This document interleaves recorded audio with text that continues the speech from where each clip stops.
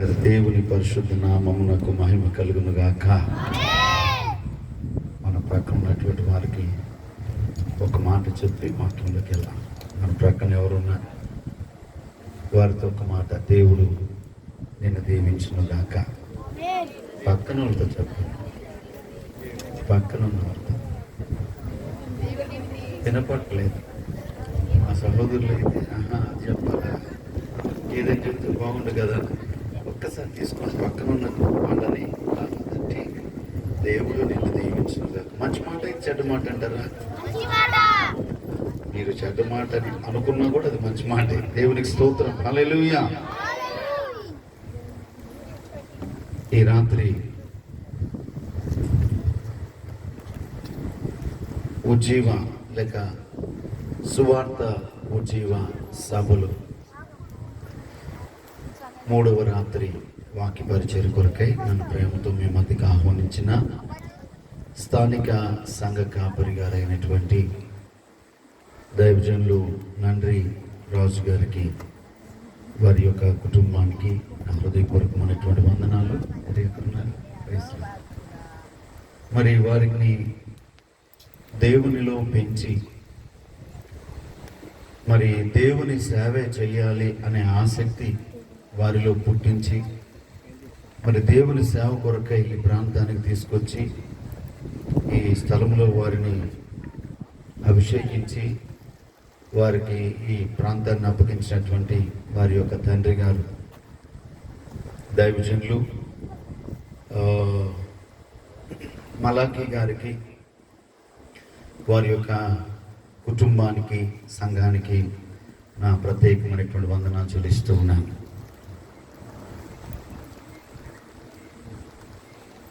ముఖ్యంగా ఇప్పటి వరకు ఈ వేదిక మీద ఉండి ఈ కార్యక్రమాన్ని ఆద్యంతం దేవుని యొక్క నామ మహిమార్థమై చాలా శ్రేష్టమైనటువంటి రీతిగా నడిపిస్తున్నటువంటి దైవజనులు, నా ప్రియ సహోదరులు, అధ్యక్షులు, వారికి ప్రత్యేకమైనటువంటి వందనాలు.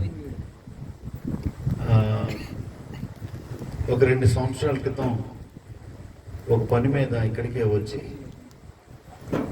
ఆ పని అయిపోయిన తర్వాత ఏం పని లేక అసలు ఇక్కడ ఎవరెవరు ఉన్నారో చూద్దామని చెప్పి బండి ఒక చోట పెట్టి నడుచుకుంటూ వెళ్తామంటే చుట్టూ చెట్ల మధ్యలో ఒక మందిరం కనిపించింది. దారిలో వెళ్ళలేదు, అడ్డదారులు వెళ్ళిపోయాను. వెళ్ళి ఆ మందిరం దగ్గరికి వెళ్ళి అక్కడ ఉన్నటువంటి పాస్టర్ గారిని కలిశాను. తను హడావుడి పడుతుంటే అక్కడ ఉన్న నెంబర్కి ఫోన్ చేసి, పాస్టర్ గారు పాపం ఎక్కడో ఉన్నారు, తిరిగి వచ్చారు. వస్తే కొద్దిసేపు వారితో కూర్చుని సహవాసం కలిగి చిన్న ప్రార్థన చేసుకుని అక్కడి నుంచి వెళ్ళడం జరిగింది. మరి అప్పటి నుంచి మరి 2-3 సార్లు వారు మీటింగ్లప్పుడు ప్రేమపూర్వకంగా ఆహ్వానించారు, కానీ మరి నేనే రాలేకపోయాను. నాకున్నటువంటి అననుకూలమైనటువంటి పరిస్థితిని బట్టే. మాస్టర్ గారు ఉద్దేశపూర్వకంగా అయితే నేను మానుకోలేదు. వారు నన్ను ఎన్నోసార్లు ప్రేమతో పిలవటం, పలకరించడాన్ని బట్టి నేను దేవుని స్తుతిస్తున్నాను. దేవుడు వారి పరిచర్యలను కూడా దీవించునుగాక. అలానే గొప్ప దైవజనులు అందరూ ఎప్పుడు కిందే ఉంటారు. మరి వారిని బట్టి నేను దేవుని స్తుతిస్తున్నాను. ఇలాంటి మీటింగు ఒకటి లేకపోతే ఇలాగ దైవజనులు కలిసి కూర్చునేటువంటి పరిస్థితులు ఉండవు, ఎవరి పనులు వాళ్ళు ఉంటాం. కాబట్టి పేరు పేరున దైవజనులు అనేటువంటి వారందరికీ కూడా నా హృదయపూర్వకమైనటువంటి వందనాలు. నా దేవుడు మీ అందరినీ కూడా బహుగా దీవించి మీ పరిచర్యలను వృద్ధిపరచునుగాక. ఆమేన్. మరి పిడుగురాల నుంచి ఈ మీటింగ్లో పాల్గొనడానికి ఆటోల్లో వచ్చారు, బైక్లో వచ్చారు, ఇంకా ట్రైన్లో వచ్చేసారా? నెవలపూర్ నుంచి రైలు ఎక్కడికి? నెవలపూర్ నుంచి రైల్లో వచ్చారంటండి. అంటే ఈ కోడికలో పాల్గొనాలని మామూలు ఎప్పుడు కూడా కోడల సైడ్ ఎక్కువ ఆలోచిస్తూ ఉంటారు. నాకు తెలిసినది ఏమి వాస్తవానికి మరి ఈ మీటింగు ఇలా ఉంటుందని నేను ఊహించలేదు. ఎందుకంటే ఆదర్శ్ నగర్ పుట్టినప్పటి నుంచి ఆదర్శ్ నగర్తో నాకు సంబంధాలు ఉన్నాయి. కొన్ని సంవత్సరాల క్రితం బుధవారం శనివారం ప్రార్థనలకు విశ్వాసులు కనిపించట్లా. ఆదివారం కూడా కొంతమంది మిస్సింగ్ అవుతూ ఉన్నారు. ఫస్ట్లో కలవరపడ్డా, యేసు ప్రభు వచ్చేసి వీళ్ళని తీసుకెళ్ళిపోయాడేమో, నేనేమో మిగిలిపోయాను పొరపాటునని చెప్పి బాధపడ్డాను. కానీ బాగా భక్తి చేసే వాళ్ళు కూడా కనిపించారు. ఓహో, ఇంకా ఏసై రాలేదులే, వీళ్ళే ఎక్కడికి వెళ్ళారులే అనుకుని ఆరాధించడం ప్రారంభించారు. ఎక్కడికి వెళ్తున్నారు మనోళ్ళు అని చెప్పి ఆరాధించడం ప్రారంభిస్తే ఇంకెక్కడికి వెళ్తారు? పొద్దున్నే లేస్తున్నారు, క్యారేజీలు కట్టుకుంటున్నారు, ఏ పనికి వెళ్తారు, ఏడికి వచ్చి స్థలాలు ఆపుకుంటున్నారు. పొద్దునొచ్చి క్యారేజీలు కట్టుకుని పట్టాలు కట్టుకున్నప్పుడు ఇల్లు లేవు, జస్ట్ అది వచ్చి ఆక్యుపై చేసుకుంటాం. పొద్దునుంచి సాయంత్రం దాకా ఇక్కడే అన్ని సంఘాలు తయారయ్యాయి. ఎందుకు? అందరు స్థలం కోసం వస్తున్నారు, పట్టాలు వేసుకుంటున్నారు, వాళ్ళు మాట్లాడుకుంటున్నారు. రోజంతా ఇక్కడ అయిపోతుంది, చీకటి పడిపోయిన తర్వాత ఇంటికి వస్తున్నారు. మళ్ళీ ఎవరికైనా వెళ్ళిద్దామని చెప్పి మొత్తం మీద దేవుడు ఆదర్శ నగరాన్ని దీవించి, ఏమండి, ఈ నిర్జనమైనటువంటి ప్రాంతాన్ని జనజీవనంతో నింపాడు. ఈ ప్రాంతాన్ని దేవుడు దీవించునుగాక. ఈ ప్రాంతానికి మీరందరూ కూడా రావటం గొప్ప ధన్యత. ఎందుకంటే పరిశుద్ధుల యొక్క పాదాలు ఎక్కడుంటే అక్కడ ఆ ప్రాంతం దీవించబడుతుంది. దేవునికి మహిమ కలుగునుగాక. కాబట్టి ఈ ప్రాంతాన్ని ప్రేమించి, ముఖ్యంగా నండ్రి రాజును ప్రేమించి మరి మనందరం కూడా ఇక్కడికి వచ్చాం. ఎందుకంటే యవనస్తుడు యవన కాలంలో మరి దేవుని సేవ కొరకు ఈ ప్రాంతానికి వచ్చారు. మరి ఒక రకంగా ఆయనతో నాకున్న కొద్దిపాటి పరిచయంలో నాకు తెలిసింది ఏంటంటే అతనికి లోక జ్ఞానం లేదు. ఎందుకంటే వాళ్ళ నాన్న లోకం తెలియకోకుండా అలాగ పెంచారు. కాబట్టి మరి అలాంటి ఒక యవనస్తుడు దేవుని సేవకు వచ్చి ప్రాంతంలోనే గడుపుతూ మరి దేవుని యొక్క సహాయం కొరకు కనిపెడుతూ ఈ కొడుకులు ఏర్పాటు చేసుకున్నారు. ఈ కొడుకుల తర్వాత దేవుడు వారికి ఇచ్చినటువంటి సంఘం పరిచర్య ఖచ్చితంగా దీవించబడుతుంది. బైబిల్ చెప్తుంది, మీ ఆహారం నీళ్ళ మీద వేయండి, మరలా కొద్ది రోజుల తర్వాత మీరు దాన్ని చూస్తారు. కాబట్టి నండి రాజు ఏమి ఆశిస్తున్నాడో, ఏం కోరుకుంటున్నాడో, ఏమి ప్రార్థిస్తున్నాడో దేవునికి ఆ ప్రార్థనలన్నీ కూడా ప్రభు సఫలం చేస్తాడు. ఆయన ఖచ్చితంగా ఈ స్థలములో పరిచర్యకు సంబంధించినటువంటి అన్ని రకాలైనటువంటి సమకూర్పులు దయచేయబోతూ ఉన్నారు. గట్టిగా ఆమె చెబుదామా? మరి నిన్న అలానే మొన్న కూడా మీటింగ్స్ జరిగాయి. గొప్ప దైవజనులు మన మధ్యకి వచ్చి ఉన్నారు. గొప్ప దైవజనులు మన మధ్యకి వచ్చి ఉన్నారు. కేరళ నుండి, అలానే మన ప్రక్కన ఉన్నటువంటి మిర్యాల గూడ అనేటువంటి ప్రాంతం నుంచి దైవజనులు వచ్చి శ్రేష్టమైనటువంటి సందేశాలు మీకు అందించారని నేను విశ్వసిస్తున్నాను. మరి రాత్రి అల్పుడైనటువంటి నేను కూడా మరి కొంత సమయం ప్రభు నా హృదయంలో ఉంచినటువంటి విషయాలను మీతో పంచుకుంటాను. ఒక్క నిమిషం 2 కళ్ళు మూసి చిన్న ప్రార్థన మనం చేసుకున్నాం. ఈ రాత్రి ఏదో టైం పాస్ కొరకు ఇక్కడికి మనం రాలేదు. ఇక్కడ కేవలం దేవుని స్వరమును వినటానికి మాత్రమే మనం వచ్చాం. మన దేవుడు మనతో మాట్లాడే దేవుడు. ఈ రాత్రి ఆయన మాటను మనం వింటే మనకి ఎంతో మేలు కలుగుతుంది. కాబట్టి ప్రభువా, ఈ రాత్రి మానవ స్వరాన్ని మరుగుపరిచి మీ స్వరాన్ని మాకు వినిపించండి అని ఒక్క మాట ప్రార్థన చేసుకుందామా? జీవము కలిగిన దేవ, ఘనమైన మీ శ్రేష్ఠ పరిశుద్ధ నామానికి వందనాలు చెల్లిస్తున్నాం. ఉజ్జీవ సువార్త సభల ఈ 3వ రాత్రి నీ సహాయం కొరకు మేము కనిపెడుతున్నాం. నీ బిడ్డలు ఏమి ఆశించి ఈ స్థలానికి వచ్చారో అందరి హృదయాలు ఎరిగిన దేవుడు నీవే, అందరి ఆలోచనలు ఎరిగిన దేవుడు నీవే, అందరి ఆశలు, అందరి ఉద్దేశాలు నెరవేర్చగలిగిన సమర్థుడైనటువంటి దేవుడు నీవే. ఈ రాత్రి మీ వాక్కు ద్వారా ఇక్కడ చేరిన మా అందరినీ మీరు బలపరచండి. పరిశుద్ధాత్ముడా, ఇక్కడున్న చిన్నలను, పెద్దలను, స్త్రీ పురుషులను మీ యొక్క ఆత్మ ఆధ్వర్యంలో ఉంచుకోనండి. ఈ స్థలానికి రావడానికి ఇబ్బంది, దూర ప్రాంతంలో ఉండి మీ మాటలు వింటున్న వారి హృదయాలు నాయన తెప్పరిల్ల చేయండి. ఈ రాత్రి ప్రతి కన్నీటిని మీరు తుడిచి ధైర్యపరచమని, కృప చూపించి బలపరచమని యేసుక్రీస్తు ప్రశస్తమైన నామమున ప్రార్థించడానికి వేడుకుంటున్నాం పరమ తండ్రి. Amen. Praise the Lord. Hallelujah. మంచిది. ఈ రాత్రి దేవుని యొక్క వాక్యంలోనికి మనం వెళ్దాం. లూకా సువార్త 8వ అధ్యాయము 25వ వచనాన్ని మనం చదువుకుందాం. లూకా రాసినటువంటి సువార్త 8వ అధ్యాయము 25వ వచనాన్ని మనం చదువుకుందాం. చదవాలి. చదవకండి, చదివేసి. అప్పుడు ఆయన మీ విశ్వాసం ఎక్కడని వారితో అయితే వారు భయపడి ఈయన గాలికిని నీళ్లకును ఆజ్ఞాపింపగా అవి లోబడుచున్నవే, ఈయన ఎవరో అని ఒకరితో ఒకరు చెప్పుకొని ఆశ్చర్యపడిరి. ఈ రాత్రి ఇక్కడ మనం చదువుకున్నటువంటి లేఖనంలో ఒక్క మాట నేను మీకు జ్ఞాపకం చేయాలని దేవుని యొక్క ఆత్మ చేత ప్రేరేపించబడ్డాను.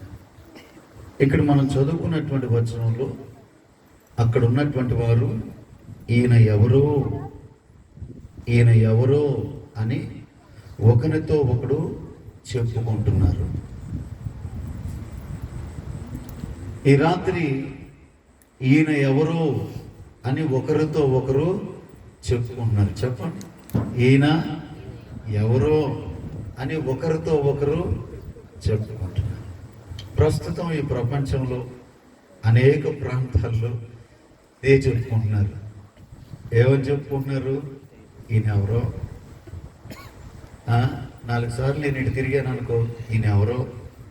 3 సార్లు మీరు అటు వెళ్ళారు అనుకో, ఈయన ఎవరో. మనుషులకి తెలియాలి, ఇటు తిరుగుతున్నవాడు ఎవరో తెలియాలి, అటు వెళుతున్నవాడు ఎవరో తెలియాలి, ఇక్కడ నిలబడిన వాడు ఎవరో తెలియాలి. నన్ను ఇక్కడ నిలబెట్టే ముందే నా గురించి చెప్పారు దైవజనులు. అంటే మనుషులకి తెలుసుకోవటం అనేటువంటిది అవసరం. కాబట్టి ఇక్కడ యేసయ్యను గురించి వారు అనుకుంటున్న మాట, ఈయన ఎవరో. నేను ఇక్కడికి వచ్చే ముందు దేవుని వాక్యాన్ని జ్ఞాపకం చేసుకుంటున్నాను. నేను చదవలేదు బైబిల్. ఉదయం వేరే ప్రోగ్రాం మీద వెళ్ళాను, తర్వాత ఈవినింగ్ మళ్ళీ బయటికి వెళ్ళాను. అయితే సాయంత్రం మీటింగ్ జ్ఞాపకం చేసుకుంటూ, ప్రభువా ఆ స్థలానికి నేను వెళ్ళటానికి నాకు సమయం సమీపంగా ఉంది, మరి మీ మాటలు ఏం చెప్పాలి నాకు ఒకసారి రిమైండ్ చేయండి, జ్ఞాపకం చేయండి మీ మాటలని చెప్పి బైబిల్ చదువుకోకుండా నేను బండి మీద వెళుతూ సాయంత్రం 7 అవుతుంది. ఆ సమయంలో దేవుడు నాకు ఈ వచనాన్ని జ్ఞాపకం చేశాడు. ఈయన ఎవరో అని ఒకరితో ఒకరు చెప్పుకుంటున్నారు. నేనంటాను, ఈ రాత్రి నేను కూడా వచ్చింది ఎందుకంటే ఆయన ఎవరో చెప్పడానికి. దేవునికి స్తోత్రం. ఈయన ఎవరో అని వాళ్ళు అనుకుంటున్నారు కదా, ఆయన ఎవరో నేను ఈ రాత్రి మీకు చెప్పడానికి వచ్చాను. ఈ రాత్రి ఆయన ఎవరో మీరు తెలుసుకుంటే మీరు దీవించబడతారు. ఈ రాత్రి ఆయన ఎవరో తెలుసుకుంటే మీరు బలపరచబడతారు. ఈ రాత్రి ఆయన ఎవరో తెలుసుకుంటే ఆయన మీద ఉన్న అపోహలన్నీ మీ జీవితాల్లోంచి తొలగించబడతాయి. ఈ రాత్రి ఆయన ఎవరో మీరు తెలుసుకోగలిగితే మీరు ఈ రోజు ఉన్నట్లుగా ఉండరు, కానీ మీ జీవితం నూతన పరచబడుతుంది. ఆమేన్. హల్లెలూయా. కాబట్టి బైబిల్ గ్రంథంలో ఈయన ఎవరు బైబిల్లో ఇర్మియా గ్రంథము 31వ అధ్యాయము 3వ వచనాన్ని మనం చదువుకుందాం. ఎవరైనా అనే దాని గురించి చాలా కాలము క్రిందట యెహోవాయే నాకు ప్రత్యక్షమై ఇలాగన్నాడు. ఏమన్నారు? శాశ్వతమైనటువంటి ప్రేమతో నేను నిన్ను ప్రేమించుచున్నాను. చాలండి. ఈయన ఎవరు అని వాళ్ళు అనుకుంటున్నారు. ఈయన ఎవరు అని అనుకుంటున్నటువంటి వారికి ఆయన ఎవరు ఆయనే చెప్తున్నారు. ఆయన ఎవరంట? శాశ్వతమైనటువంటి ప్రేమతో మనలను ప్రేమించే దేవుడు. ప్రైజ్ ది లార్డ్, హల్లెలూయా. మన ప్రక్కన వాళ్ళకి మాట చెప్తామా? ఈయన ప్రేమించే దేవుడు అని చెప్తామా? చెప్పటమే, తప్పేదేముంది? నేను ఈ రాత్రి మీతో బూతులేం చెప్పించాను, ఎందుకంటే నేను మాట్లాడను కాబట్టి నాకు రావు కాబట్టి. చెప్పండి మా పక్కన వాళ్ళకి, ఈయనెవరు? ప్రేమించేది. నెమలపురి వాళ్ళు చెప్పట్లా, ఎందుకంటే మేము పురి నెమల. చెప్పండి, మీ మొక్కలు మాకు అలానే అనిపిస్తున్నాయి, మీరు నెమలపురి అని. వాడు చూస్తుంటే నాకు వాళ్ళని అర్థమైపోయింది. దేవుని స్తోత్రం కలుగును గాక, హల్లెలూయా. ఈయన ఎవరు అంటే ప్రేమించే దేవుడు, శాశ్వతమైనటువంటి ప్రేమతో ప్రేమించేవాడు. నా దేవుని ప్రియులారా, మనం కూడా ప్రేమిస్తాం. అసలు మనం ఎవరిని ప్రేమిస్తాం? ఆయన ఎవరిని ప్రేమిస్తున్నాడు? ఈ రాత్రి ఒకసారి మీరు ఆలోచన చేయండి. మనము ఎవరిని ప్రేమిస్తాం? ఆయన ఎవరిని ప్రేమిస్తాడు? మనం ప్రేమించాల్సి వచ్చినప్పుడు లాభం ఉన్నటువంటి వ్యక్తులను ప్రేమిస్తాం. వాళ్ళ వలన ఏదైనా ప్రయోజనం కలిగింది అంటే ప్రేమిస్తాం. వాళ్ళు అండగా ఉంటారు అంటే ప్రేమిస్తాం. వారు బాగా పెడతారు అనుకుంటే ప్రేమిస్తాం. మనం ప్రేమించడానికి కొన్ని రకాలైనటువంటివి వాళ్ళ జీవితాల్లో మనం చూస్తాం. కానీ శాశ్వతమైన ప్రేమతో నేను నిన్ను ప్రేమిస్తున్నాను చెప్పారే, ఆయన ఏం చూసి మనల్ని ప్రేమిస్తాడు? ఒకసారి బైబిల్ గ్రంథంలో మీరు చూస్తే ఆయన ఎవరిని ప్రేమించారు అనేటువంటి సంగతి ఒక్కసారి మనం చదువుకుందాం. యోహాను సువార్త 11వ అధ్యాయము 5వ వచనాన్ని మనం చదువుకుందాం. యేసు మార్తను, ఆమె సహోదరిని లాజరును ప్రేమించారు. చాలా ఇక్కడ మనం చదువుకున్నటువంటి వచన భాగంలో ఒక క్లియర్ కట్గా ఒక కుటుంబాన్ని ప్రభు ప్రేమిస్తున్నట్లుగా మనం చూసాం. ఆ ఇంట్లో ఎవరెవరున్నారు అంటే మార్తా అనే ఆవిడ ఉంది, మరియా అనేటువంటి మరొక ఆవిడ ఉంది, ఆ తర్వాత లాజరు అనేటువంటి మరొకడు ఉన్నారు. యేసయ్య అంట వారిని ప్రేమించారంట. ఎందుకు? వాళ్ళెవరు? ఆ ఊరిలో గొప్ప ధనవంతులా, లేకపోతే ఆ ఏరియాలో 3 అంతస్తుల బిల్డింగ్ కలిగిన వాళ్ళ, లేకపోతే సాఫ్ట్వేర్ ఇంజనీర్లా, లేకపోతే ఒంటి నిండా బంగారాన్ని దిగేయగలిగిన వారా, లేకపోతే బాగా పేరు కలిగి ఏమండి ఒక రాజకీయ అండదండలు కలిగిన వారా, నాయకుడా? అంటే బైబిల్లో వారి గురించి చెప్పబడినటువంటి మాట ఏంటంటే వారు తల్లిదండ్రులు లేనటువంటి వారు, ఒక అనాథలైనటువంటి వారు. ఈ రోజున మనం చూస్తున్నాం, తల్లి తండ్రి చనిపోయిన బిడల పరిస్థితులు మనం చూస్తున్నాం. తల్లిదండ్రులు కోల్పోయినటువంటి కొత్తలో బంధువులు వారిని ప్రేమించినట్లుగా, రక్త సంబంధులు వారిని ప్రేమించినట్లుగా ఒక 5 సంవత్సరాల తర్వాత వారిని ప్రేమిస్తున్నారా? తల్లిదండ్రులు లేనోళ్ళని చెప్పాలి, ఒక మాట చెప్పాలి. ప్రేమించరు. ప్రేమించట్లేదు కాదు, ప్రేమించరు, ప్రేమించలేరు, ప్రేమించట్లేదు కూడా. తల్లిదండ్రులు చనిపోయినటువంటి వారిని ఆ వేడిలో వారి పట్ల చూపించినటువంటి ప్రేమ, ఆ కొద్ది దినాలు వారి పట్ల పలుకుతున్నటువంటి పాజిటివ్ వర్డ్స్ ఏవైతే ఉన్నాయో కొద్ది నెలలకి, కొద్ది రోజులకి, కొన్ని సంవత్సరాలకి కనుమరుగైపోతాయి. మా బాధ్యతలు మాకున్నాయి, మా కుటుంబాలు మాకున్నాయి, మా పిల్లలు మాకున్నారు, వీళ్ళతో మాకెక్కడ కుదురుతుంది, వీళ్ళ బాధ్యతలు మాకెక్కడ కుదురుతాయి అని చెప్పి ఎవరికి వాళ్ళు సర్దుకుని వాళ్ళని విడిచిపెట్టినటువంటి సందర్భాలు ఈ సమాజంలో ఎన్నో ఉన్నాయి. ఈ మధ్య కాలంలోనే ఈస్ట్ గోదావరి జిల్లాలో ఒక తల్లిదండ్రులు చనిపోయినటువంటి కుటుంబంలో ఒక పాప, ఆ అమ్మాయిని ఇక తల్లిదండ్రులు ఒక్కటే కూతురు, తల్లి చనిపోయిన తండ్రి చనిపోయారు. మరి ఆ అమ్మాయి తరపున బంధువులు కొద్ది రోజులు ఒక హాస్టల్లో జాయిన్ చేశారు. ఇక ఆ అమ్మాయి పై చదువులకి వెళ్ళే పరిస్థితి వచ్చినప్పుడు మేము చదివించలేము అని చెప్పి ఆలోచన చేసి, నీకు పెళ్లి చేయాలి, మరి నీకు పెళ్లి చేయాలంటే డబ్బులు కావాల్సి వస్తాయి అని చెప్పి ఏదో ఒక ఆశ్రమంలో అక్కడ ఉన్నటువంటి పశువులకి మేతేసి ఆ పశువులు పెండను తీసేటువంటి పనికి ఆ అమ్మాయిని పెట్టారు. చదువుకునే పిల్లల్ని తీసుకెళ్ళి కొంత జీతం వస్తుందని చెప్పి ఆ జీతాన్ని దాచి ఆ అమ్మాయికి పెళ్లి చేసేద్దాం. నా దేవుని ప్రియులను ఆలోచించండి, చదువును ఆపారు, పేడకళ్ళు ఎత్తేదానిగా మార్చారు, పశువుల దగ్గర ఉండేటువంటి స్థితిలోనికి వెళ్ళిపోయింది. ఆ పిల్ల పగులంతా అక్కడే పని చేసుకుని రాత్రి అక్కడ ఒక గది ఉంటే అక్కడే ఉండిపోవాలి. కానీ ఉంటున్నటువంటి కాలం ఎలాంటిది? ఎదిగిన బిడ్డ పశువుల దగ్గర పశువులకి గడ్డేస్తుంది, పశువుల దగ్గర ఉన్నటువంటి రోతను శుభ్రం చేస్తుంది.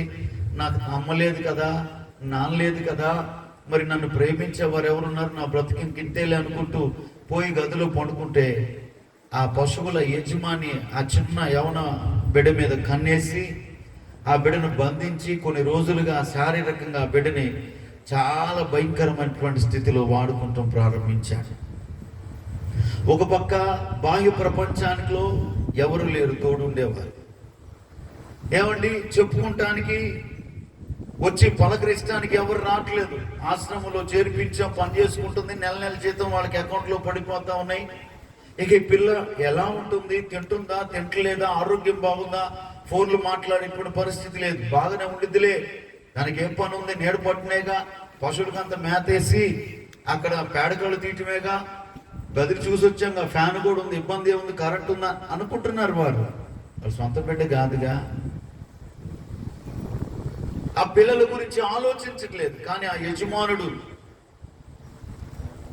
ఆ పిల్ల యొక్క జీవితం పట్ల దుర్మార్గంగా వ్యవహరిస్తూ శారీరకంగా బిడ్డను చాలా లొంగ తీసుకుని బాధ పెడుతుంటే తట్టుకోలేక ఒకరోజు అక్కడ పని చేయడానికి వస్తున్నటువంటి మరొక వ్యక్తితో చెప్పిందంట, అంటే నేను చచ్చిపోతాను. ఎందుకమ్మా, ఏం కష్టం వచ్చింది అంటే, నన్ను ఇలా చేస్తున్నాడు, ఇలా చేస్తున్నాడు, ఇలా చేస్తున్నాడు, నాకు వారానికి ఒక్కసారి కూడా స్నానం చేయనీయట్లేదు, నన్ను ఎవరిని కలవనీయట్లేదు, నన్ను భయపెడుతున్నాడు, నా దేహం ఇలా పాడైపోతుంది, నన్ను ఇలా నష్టం చేస్తున్నాడని చెప్పి ఆమెకు చెప్పినప్పుడు ఆ పని చేసే వ్యక్తి కన్నీళ్లు పెట్టుకుని ఆ బిడ్డ యొక్క జీవితం ఇలా నలిగిపోతుందని చెప్పి ఆ బిడ్డని ఎలాగైనా సరే తప్పించాలని ఆశించి మెల్లిగా పోలీసులకు సమాచారం ఇచ్చి ఆ బిడ్డను బయటికి తీసుకొచ్చింది. ఆ దేవుని ప్రియులరా, అనాథల జీవితాలు ఎవరు పట్టించుకుంటారు? అనాథ అంటే ఎవరు లేనివాడు. నేనంటాను, యేసు ప్రభు అనాథలను ప్రేమించాడు. ఆ ఊర్లో వారికి రక్త సంబంధులు ఉన్నారు, ఆ ఊర్లోనే వారికి బంధువులు ఉండుంటారు, ఆ ఊర్లో వారికి కులస్తులు ఉండుంటారు, ఆ ఊర్లో వాళ్ళకి మతస్థులు ఉంటారు. తల్లిదండ్రులు ఉన్నంతసేపే వాళ్ళు రాకపోకలు సాగించారు. ఆ ఇంట్లోంచి తల్లిదండ్రులు ఎప్పుడైతే దాటి వెళ్ళిపోయారో అందరూ వారిని మర్చిపోయి ఎవరి పనిలో వారు చూసుకుంటూ ఉన్నారు. ఎవరి ప్రేమ లేనటువంటి ఆ యవన బిడ్డలను, అనాథులైనటువంటి ఆ బిడ్డలను నా యేసయ్య ప్రేమించడం ప్రారంభించారు. చప్పట్లు కొడుతూ ప్రభువును మహిమపడతామా? ఈ రాత్రి ఆయన ఎవరో అనుకుంటున్నావా? ఆయన ఎవరో కాదు, నిన్ను ప్రేమించేవాడు. నాకంటూ ఎవరు లేరు, నాకు ఇల్లు లేదు, నాకు స్థలం పొలం ఏమీ లేదు, నాకు ఆరోగ్యం లేదు, నాకు ఎవరు లేనటువంటి దుస్థితిలో నేనున్నాను, నా జీవితం దుర్భరంగా ఉంది, నన్ను పట్టించుకునేవారు లేరు, నన్ను పలకరించేవారు లేరు, నా గురించి ఏ విషయాన్ని తెలుసుకునేవారు లేరు అని నువ్వు బాధపడుతున్నావేమో, ఈ రాత్రి ఆయన ఉన్నాడు నిన్ను ప్రేమించడానికి. ఆమేన్, హల్లెలూయా.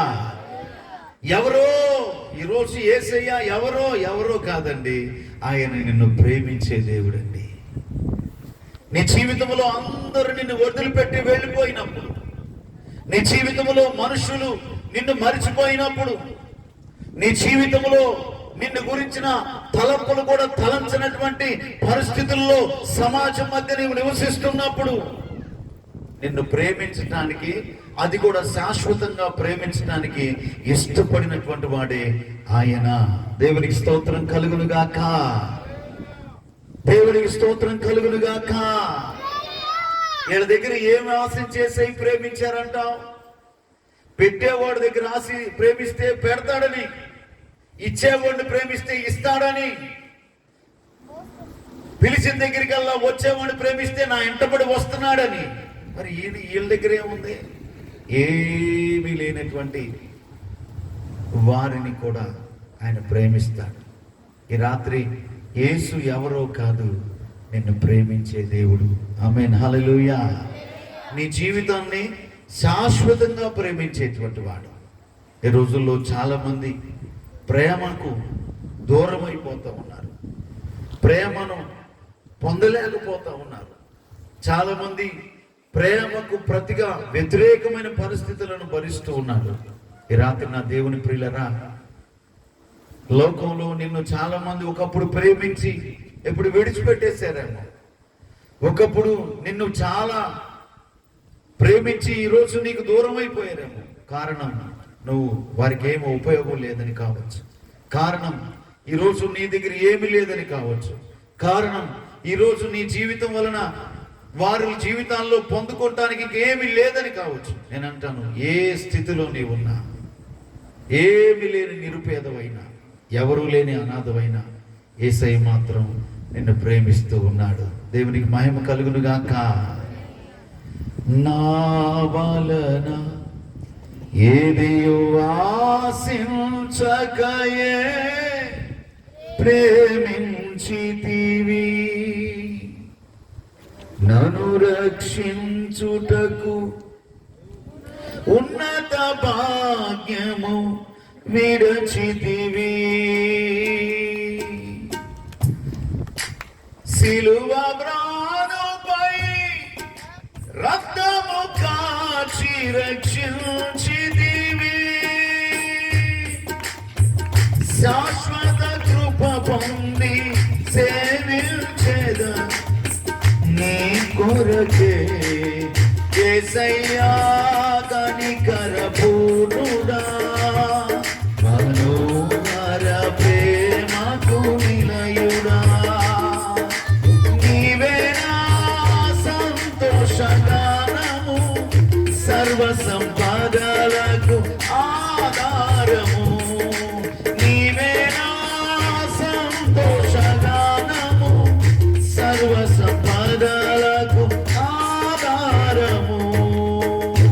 హల్లెలూయా చెప్పండి, హల్లెలూయా, హల్లెలూయా, హల్లెలూయా. నా దేవుడి ప్రియులారా, ఆయన ప్రేమించే దేవుడు. ఈ రాత్రి ఆయన ఎవరో కాదు. ఎవరైనా నిన్ను ఆయన గురించి అది ఇదేనంటే నీ నోటి నుంచి ఈ రాత్రి నువ్వు చెప్పాల్సిన జవాబు ఏంటంటే, ఆయన నన్ను ప్రేమించేవాడయ్యా, ఆయన నన్ను ప్రేమించేవాడయ్యా, ఆయన ప్రేమ నాకు కావాలి అని నువ్వు అనుకుంటే ఈ రాత్రి ఖచ్చితంగా ఆయన ప్రేమను పొందుకుంటావు. రెండవదిగా, ఎవరు ఆయన? వాళ్ళు అనుకుంటున్నారు ఈయన ఎవరో, ఒకరితో ఒకరు అనుకుంటున్నారు. ఎందుకు అనుకోవటం? ఈ రాత్రి విను ఆయన ఎవరో. బైబిల్ గ్రంథంలో మీరు చూద్దాం. యోహాను సువార్త 5వ అధ్యాయము 2వ వచనాన్ని మనం చదువుకుందాం.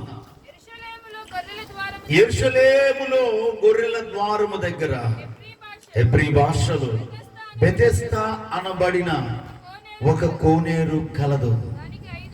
దానికి 5 మంటపాలు ఉన్నాయి. ఆయా సమయాలలో దేవుని దూత కోనేటిలో దిగి నీళ్లు కదిలించుట కలదు.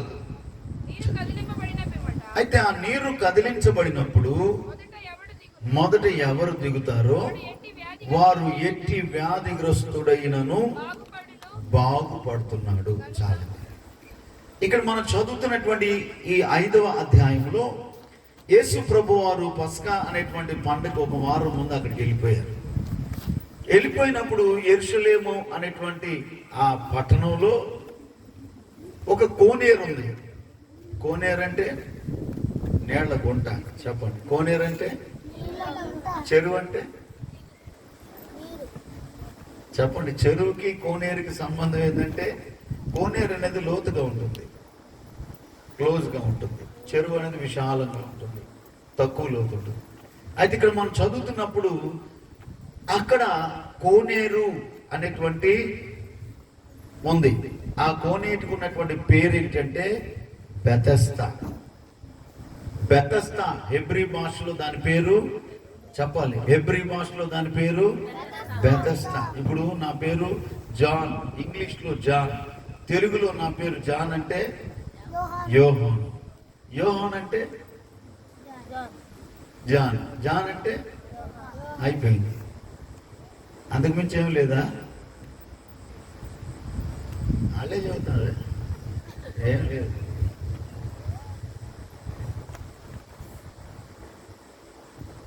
నా దేవుని పిల్లరా, కానీ కొన్ని పేర్లకు అర్థాలు ఉంటాయి. యేసు, క్రీస్తు, అభిషేక్, పద్మ ఉంది ఇక్కడ,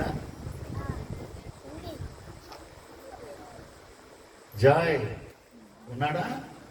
జాయ్ బాబు ఉన్నాడు. జాయ్కే బాబు ఆయన. జాయ్ అంటే ఉల్లాసం, ఉత్సాహం, అందుకే ఇప్పుడు అలానే ఉంటాడు. ఏమండి? స్వీటీ అంటే తీపి. ఇలా ప్రతి పేరుకి ఏదో ఒకటి అర్థం ఉంటుంది. కానీ కొంతమంది చెత్తమని పెట్టుకుంటారు, చెత్త అని పెట్టుకుంటారు, పెంట అని పెట్టుకుంటారు. నాకు తెలియదు, మామూలుగా చెప్తున్నా, అర్థం ఉంటుంది పేరు. నేనంటాను, ఇక్కడ రాయబడినటువంటి హెబ్రీ భాషలో బెతెస్దా అనబడినటువంటి పేరుకు అర్థమేంటో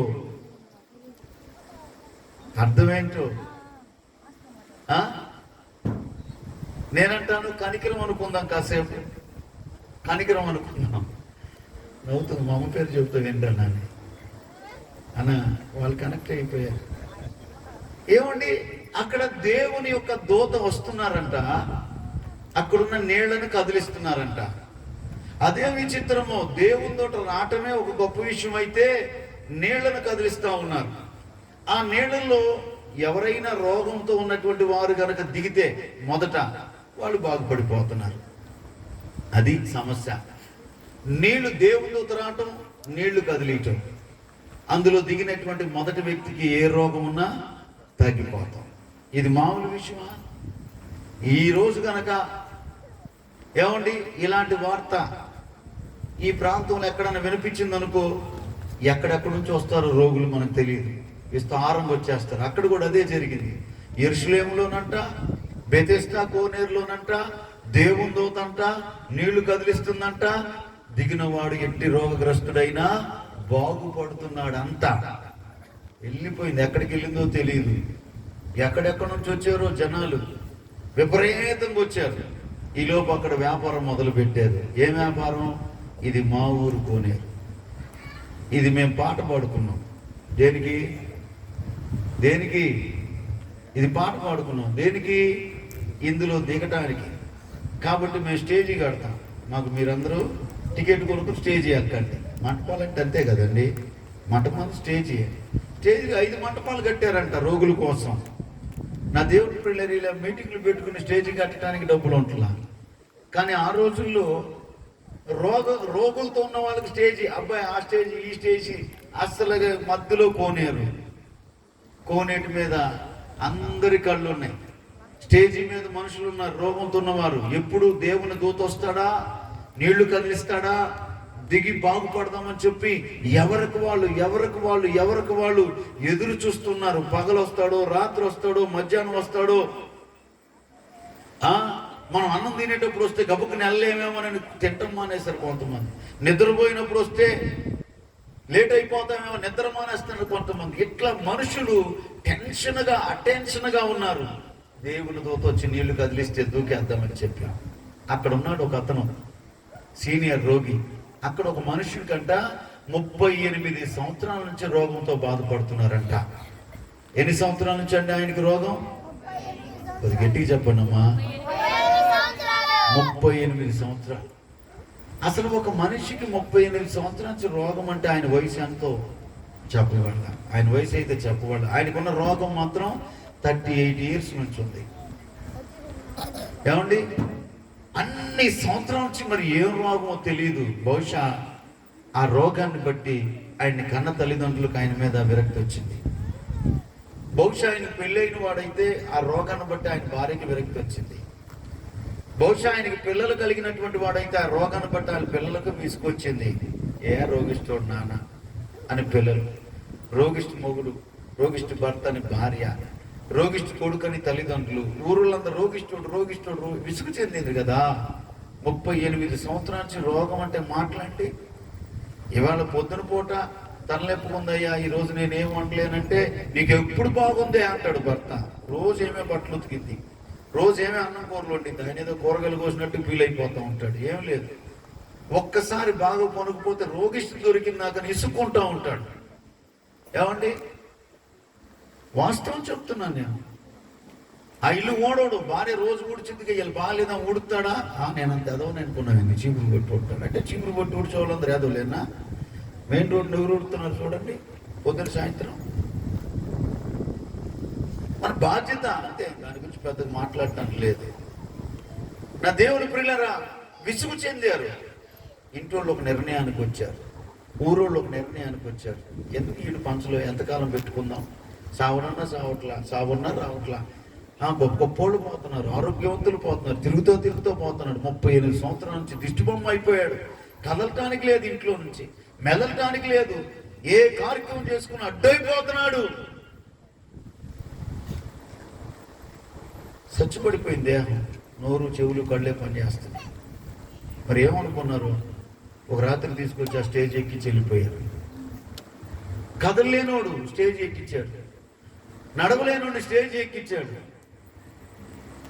కాళ్ళు చేతులు పని లేని స్టేజ్ ఎక్కి వెళ్ళిపోయారు. ఎందుకని?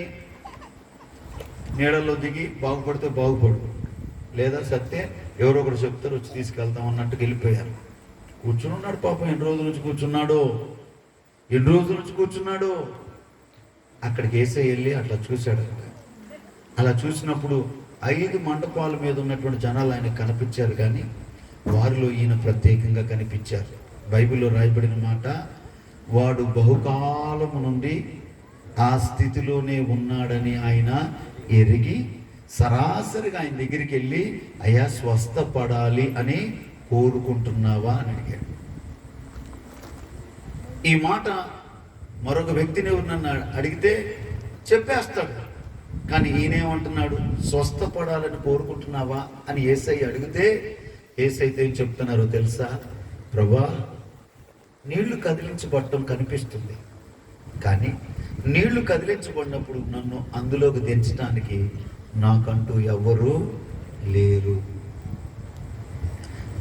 నా రోగాన్ని బట్టి, నా పరిస్థితిని బట్టి నన్ను కరుణిస్తారనుకున్నాం, కానీ నా మీద ఎవ్వరికి కరుణ లేదు. అందుకే మా వాళ్ళందరూ తీసుకొచ్చి ఎక్కడ పడేసి నన్ను వెళ్ళిపోయాడు. ఈ రాత్రి నేనేం చెప్తున్నాను అంటే, యేసయ్య ఎవరో కాదు, ఆయన నిన్ను కరుణించే దేవుడు. చెప్పండి, ఆయన ఎవరు? పక్కన వాళ్ళతో చెప్పండి, ఆయన ఎవరో కాదు, కరుణించేవాడు. ఆయన కూడా చెప్పకుండా చేయకపోతే మళ్ళీ ఆయన వంటరోడు అయిపోతున్నాడు. ఆయన కరుణించే దేవుడు. ఒకసారి గట్టిగా చెప్పాలి, ఆయన ఎవరు? కరుణిస్తాడు. ఎవరిని కరుణిస్తాడు? లోకంలో గొప్ప వాళ్ళ కరుణ మరో గొప్పవాడికి దొరుకుతుంది. ఏమండి, లోకంలో మనం చూస్తున్నాం మనుషుల కరుణ, మనుషుల కటాక్షాలు మరొక వాళ్ళకు ఫేవర్గా ఉండేటువంటి వారికే దొరుకుతున్నాయి. కానీ ఇక్కడ మనం చూస్తుంటే ఇంటోళ్ళందరికీ చేదైపోయాడు, ఊరోళ్ళందరికీ పనికిరానోడైపోయాడు. ఇంట్లో ఉంటే అడ్డు అనుకున్నారో, ఇంట్లో ఉంటే అరిష్టం అనుకున్నారో, ఇంట్లో ఉంటే ఇంటికి ఇంకా ఎవరు రారనుకున్నారో, ఈ దీర్ఘకాలిక వ్యాధి కలిగిన వాడిని తీసుకెళ్లి అక్కడ పడేశారు. ఎవరు లేనటువంటి ఆ వ్యక్తిని, ఎవరు పట్టించుకోని ఆ వ్యక్తిని, ఇక సొంత వాళ్ళే ఆలోచన కూడా లేకుండా వదిలేసి వచ్చినటువంటి ఆ వ్యక్తిని యేసయ్య కరుణించడం ప్రారంభించాడు. హల్లెలూయా! ఈ రాత్రి నా దేవుని పిల్లరా, ఆయన ఎవరో కాదు, అందరి చేత విడిచిపెట్టబడిన నిన్ను, అందరి చేత తిరస్కరించబడిన నిన్ను, అందరి చేత నిష్ప్రయోజనమని తోసి వేయబడినటువంటి నిన్ను అందరూ ఉన్నారని చెప్పుకుంటున్నా ఒక్కరు కూడా కూడా నీ పక్షముగా లేనటువంటి నిన్ను కరుణించి నీ జీవితాన్ని లేవనెత్తేటువంటి వాడే నేను ప్రకటిస్తున్నటువంటి యేసు. అందరూ పడుకోబెట్టలేరు, లేవలేడు కదా. యేసయ్య ఒక్కడే కరుణించి లేపుతా ఉన్నాడు ఆయన్ని. దేవునికి స్తోత్రం కలుగును గాక. ఆయన అందరి లాంటి వాడు కాదు. ఆయన మనుషుల్లాగా కఠినత్వం చూపించేవాడు కాదు. కొన్ని పరిస్థితులు నీవు లేవలేని స్థితికి తీసుకుని వెళ్ళాయేమో, కొన్ని సమస్యలు నిన్ను పడగొట్టాయేమో, కొన్ని ఇబ్బందులను బట్టి నీ కుటుంబం చేత నువ్వు తృణీకరించబడి తిరస్కరించబడి వెలివేయబడిన అనుభవంలో ఉన్నావేమో.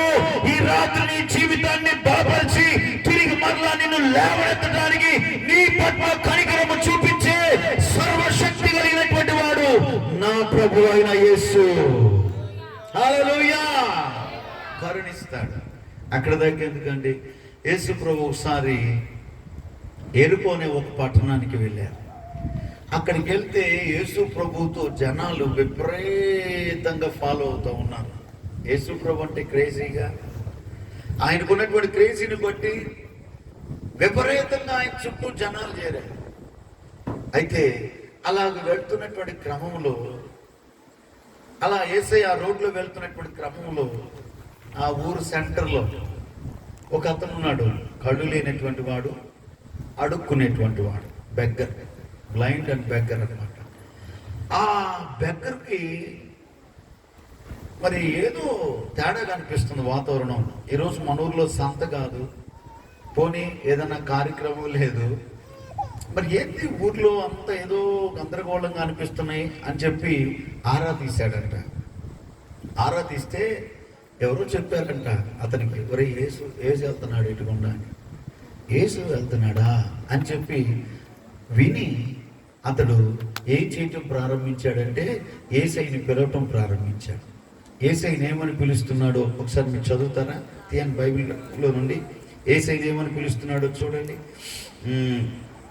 మార్క్స్ వార్త 10వ అధ్యాయం 46వ వచనం.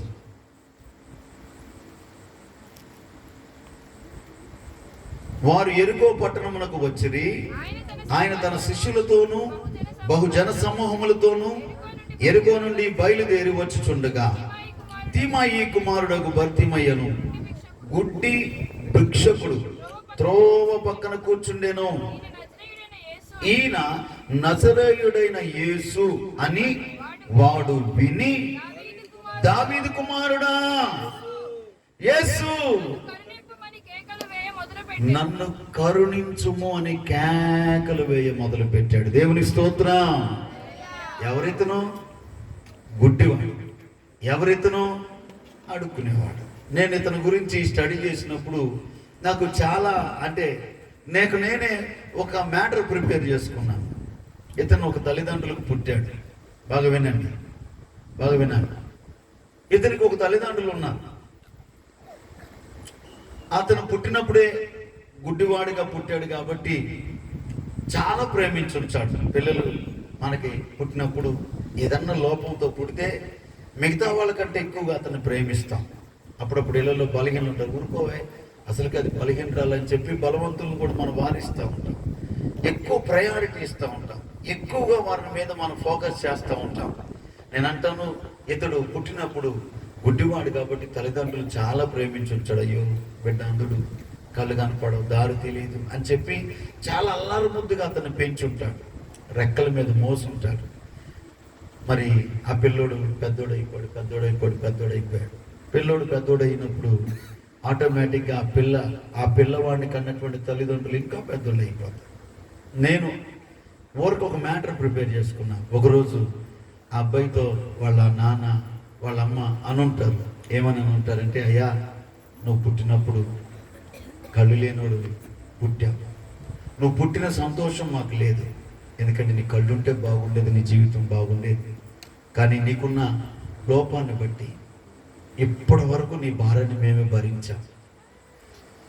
ఎందుకు? నువ్వే పని చేయలేవు, నువ్వే పనికి పనికిరావు, నిన్ను పోషించాం, ఇల్లు దాటి బయటికి వెళ్లకుండా చూసుకున్నాం.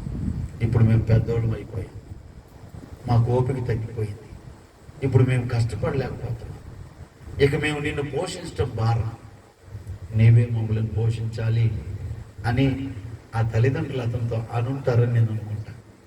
అనున్నప్పుడు అతడు ఆ తల్లిదండ్రులతో నేనేం చేసి పోషించమంటారు? కళ్ళున్నాయా? ఉద్యోగం ఉందా? నన్ను ఎవరైనా పనికి పెట్టుకుంటారా? ఊరోళ్ళందరూ గుడ్డోడు నన్ను గోల్ చేస్తుంటే మీరు వింటలేదా? నేనేం పని చేయాలి? తండ్రి చెప్పుంటాడు సలహా, నానా మేమైతే ఇంక బతికించలేము, ఇప్పుడు నువ్వు మమ్మల్ని బ్రతికించాలి, నీవే మాకు తిండి పెట్టాలి, మాకు బలహీనతలు వచ్చాయి, మాకు వృద్ధాప్యం వచ్చింది, ఏం చేసి బతికిమంటావు నానా అని అడిగితే, కుమారుడా మన ఊరిలో సెంటర్ ఉంది, సెంటర్లో కూర్చోబెడతాం, భిక్షమెత్తాం. ఈ మాట ఆ తల్లిదండ్రుల ఆ బిడ్డతో అన్నప్పుడు ఆ బిడ్డ హృదయం ఎంత పగిలిపోయి ఉండిద్దో, ఎంత నలిగిపోయి ఉండిద్దో. కన్న తల్లిదండ్రులే ఇక పెట్టలేక, ఇక పోషించలేక, ఇక సంరక్షించలేక గుడ్డోడి మీద ఆధారపడినప్పుడు ఇక ఆ గుడ్డివాడైనటువంటి అతను వేరే దారి లేక, సరే నాన్న నన్ను ఇన్ని సంవత్సరాలు మీరు బ్రతికించారు, నన్ను ఇన్ని సంవత్సరాలు పోషించారు, ఇన్ని సంవత్సరాలు నాకు తోడున్నారు, మీకోసం నేను అడుక్కునేవాడిలాగా మారిపోతా, భిక్షగాడిలాగా మారిపోతా, నాకు మిమ్మల్ని బ్రతికించడం అవసరం అని చెప్పి నాకున్న లోపంతో నేను మీకు ఉపయోగపడతానని చెప్పి ప్రతిరోజు నేను అనుకుంటున్నాను తండ్రి చేయబట్టి తీసుకొచ్చి సెంటర్లో కూర్చోబెట్టేవాడేమో. ఎండకి, వానికి, మంచుకి ఇన్ని సంవత్సరాలుగా మట్టి కొట్టుకుంటూ ఉన్నాడు. వీధిలో అలా వాహనం వెళ్తే ఎంతో మట్టి వస్తుంది. పొద్దునుంచి సాయంత్రం దాకా కళ్ళు కనపడవుగా, మనుషులు వినిపించినా వినపడకపోయినా అయ్యా అయ్యా అయ్యా అని చెప్పి ఎంత మనుషుల దయ కోసం ఎదురు చూశాడో నాకు తెలియదు. అతను అనుకుని ఉంటాడు, నా కన్న తండ్రి ఇక బ్రతికించలేని పరిస్థితుల్లో కరుణ చూపించిన ఆ తండ్రి కఠినత్వం వహించి నన్ను వీధిలో కూర్చోబెట్టాడు. నన్ను పాలిచ్చి పెంచి చక్కనెత్తుకున్న తల్లి కరుణ చూపించింది కొంతకాలం, ఇక కరుణ చూపించలేక హృదయాన్ని కఠినం చేసుకుని అడుక్కునేవాడిగా నన్ను మార్చింది. ఈరోజు నా జీవితం మార్చబడాలి అంటే నా సొంత తల్లిదండ్రులే నా పట్లగా కరుణ చూపించలేని సమయంలో నాకు కరుణ కావాలి. ఎవరి కరుణ కావాలి? నా తల్లిదండ్రులు చూపించలేనటువంటి కరుణ ఎవరు చూపిస్తారు నా పట్ల అంటే ఆయన తెలుసుకోగలిగాడు, ఒక యేసు ఒక్కడే. ఆమేన్. అందుకే అంటున్నారు, ఊరోళ్ళందరినీ డబ్బులు అడిగారు, ఇంకెవరు వెళ్ళినా ఏదో సహాయం అడిగారు, కానీ యేసు వెళుతున్నారు ఈ మార్గం గుండా అని తెలిసినప్పుడు యేసయ్యని డబ్బు అడగల. యేసయ్యని ఏమడిగాడు? నన్ను కరుణించండి అంటే ఈ రాత్రి ఆయన ఎవరు అనంటే కరుణించే దేవుడు. ఎవరిని కరుణిస్తాడు? అందులైన వారిని కరుణిస్తాడు. ఎవరిని కరుణిస్తాడు? ఎవరి విషయంలోనైతే లోకమంతా కఠినత్వం చూపించి బజార్లో కూర్చోబెడుతుందో ఆ బజారి పాలైనటువంటి అనేక మందిని నా దేవుడు కరుణించేవాడై ఉన్నారు. కరుణ చూపించే దేవుడు. ఈరోజు కఠినత్వం ఎవరైనా చూపిస్తారు, పానే చస్తే సావనే అంటలేదా? అయ్యా నువ్వు కొట్టే దెబ్బలకు తాడుకోలేక చస్తానంటుందయ్యా రైలు కింద పడి అంటే సావనే, అది కాకపోతే ఇంకోటి ఇతగాడు చెప్పేమాట.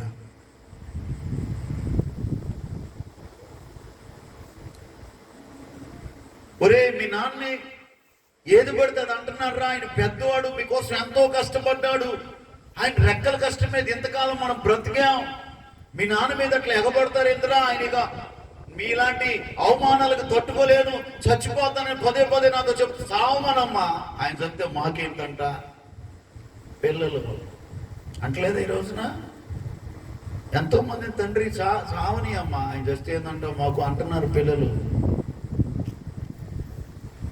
మనుషులు కఠినత్వం చూపిస్తున్నారు, కానీ రాత్రి నేను ప్రకటిస్తున్న నా యేసయ్య కనికరమును చూపిస్తూ ఉన్నాడు. దేవునికి మహిమ కలుగును గాక. మనుషుల చేత నీ హృదయం గాయమై ఉందా? మనుషుల చేత నీ మనస్సు కలవరం పడుతుందా? మనుషులు నిన్ను అల్లరిపాలు చేసి నిన్ను తీసుకుని వెళ్ళి ఎక్కడో వీధుల్లో నిలబెట్టారా? అవమాన భారంతో ఒరిగిపోతున్నావా? భవిష్యత్తు అంధకారాన్ని చూస్తూ కలవరపడుతున్నావా? ఈ రాత్రి నిన్ను కనికరించి నీ జీవితాన్ని వెలుగుమయముగా చేసేవాడే నా ప్రభు అయిన యేసు. హల్లెలూయా. ఆయన కనికరిస్తాడు. ఎవరిని కనికరిస్తాడు? బాగా అన్ని తెలిసిన వాడిని కనికరిస్తారంటే కాదు, అడుక్కుంటూ ఆ పూటకే కాలం గడిపేటువంటి సామాన్యమైన వ్యక్తిని కూడా నా ప్రభు కనికరించేవాడే. మనుషుల దృష్టిలో ఎన్నిక లేని వారిగా పిలువబడుతున్నటువంటి ఒక సాదా సీదా జీవితము కలిగినటువంటి వారిని నా ప్రభు ప్రేమిస్తాడు, నా ప్రభు కనికరిస్తాడు. ఈ రాత్రి యేసు ఎవరు ఎవరు ఎవరు ఏదో ఒకటే గోల కాదు, గోల కాదయ్యా. ఈ రాత్రి నీ జీవితానికి ఇది శుభవార్త.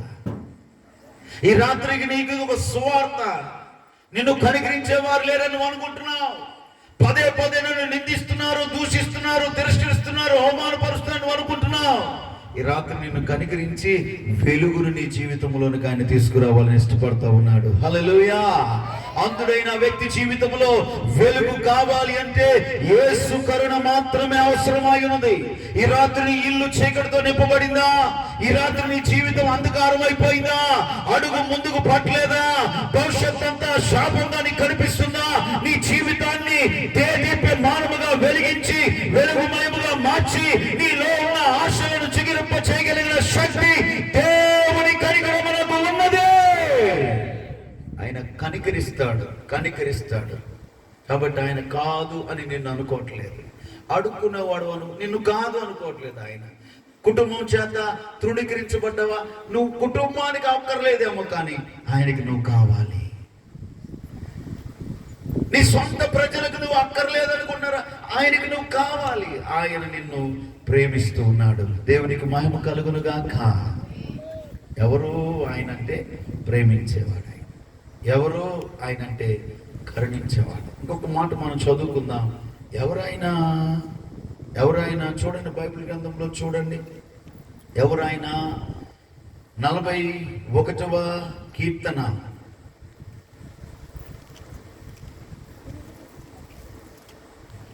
3వ వచనాన్ని మనం చదువుదామా?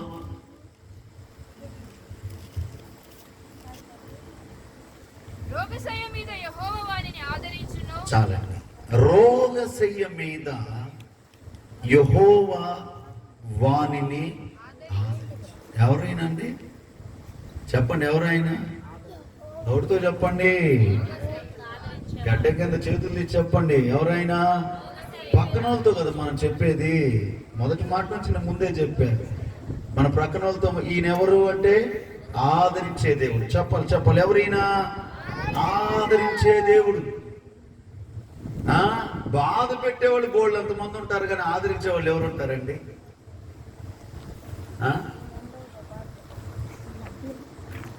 దానికి ఏడుతుందంటే ఏడమి దానికి అట్టగా ఉండాలి అనలేదా? అంటలేదా? ఏమండి నా దేవుడి ప్రియులారా, బైబిల్ గ్రంథంలో మీరు చూడండి. యోబు గ్రంథము 16వ అధ్యాయము మొదటి వచనాన్ని మనం చదువుదాం. అందుకు యోబు ఇలాగు ప్రత్యుత్తరం ఇచ్చాను, ఇట్టి మాటలు అనేకము నేను విని ఉన్నాను. ఎవరంటమ్మా? మీరందరూ బాధకే కర్తలు గాని ఆదరణకు కర్తలు కారు. ఆగాగా యోబు ఇలా చెప్తున్నారు. ఆ చుట్టూ ఉన్నటువంటి వారితో అంటున్నారు, మీరందరూ దేనికి కర్తలు? బాధ పెట్టడానికి కర్తలు.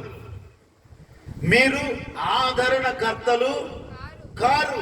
గమనించండి, యోబు ఎవరు? బాగా ధనవంతుడు. యోబు ఎవరు? బాగా ఐశ్వర్యవంతుడు. యోబు ఎవరు? బోళ్ళంత మందికి పనిచ్చినటువంటి ఒక యజమాని. అలాంటి యజమాని జీవితంలో ఒక్కొక్కటి ఎన్నిసార్లు చెప్పుకుని ఉంటాం యోబు సంగతి. అందుకే జస్ట్ అలా వెళ్ళిపోతున్నారు. పిల్లలు చనిపోయారు, పశువులు చనిపోయినాయి, ఆస్తులు పోయినాయి, ఆరోగ్యం పోయినాయి, ఒళ్ళంతా రోగం వచ్చి పడింది. ఏమండి?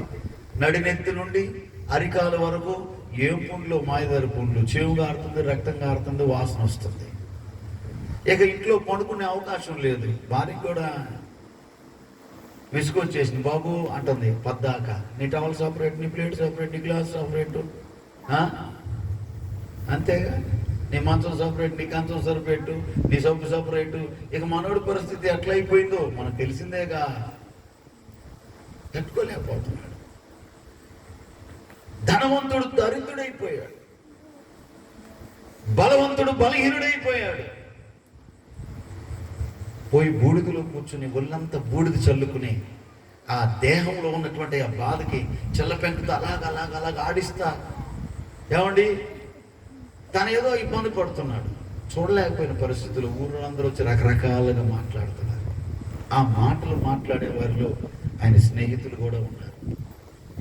స్నేహితులు కదా, మన యోబు కదా, దెబ్బతిన్నాడు కదా, నష్టపోయాడు కదా, శ్రమల పాలయ్యాడు కదా, ఆదరిద్దాం అనుకోవట్లా. యోబు వాళ్ళ మాటలు అంటున్నాడు, మీ మాటలన్నీ కూడా ఏంటి బాధ పెట్టేయ్యా. మీరు బాధ పెట్టే మాటలు మాట్లాడతారు, మీరు ఆదరణకర్తలు కాదు. ఈ రాత్రి నేను మీకు ముందే చెప్పాను, ఈయన ఎవరు అని వాళ్ళు ఒకరితో ఒకరు అనుకుంటున్నారు. మీరు కూడా ఈ రాత్రి ఆయన ఎవరు, మనతో ఉండేవారు ఎవరు, మన పరిస్థితులు బాగున్నప్పుడు మనల్ని పొగిడేవారు, మన పరిస్థితులు బాగున్నప్పుడు మనతో నిలిచేవారు, మన పరిస్థితులు బాగున్నప్పుడు మనమే గొప్ప అని చెప్పి భజన చేసేవారు.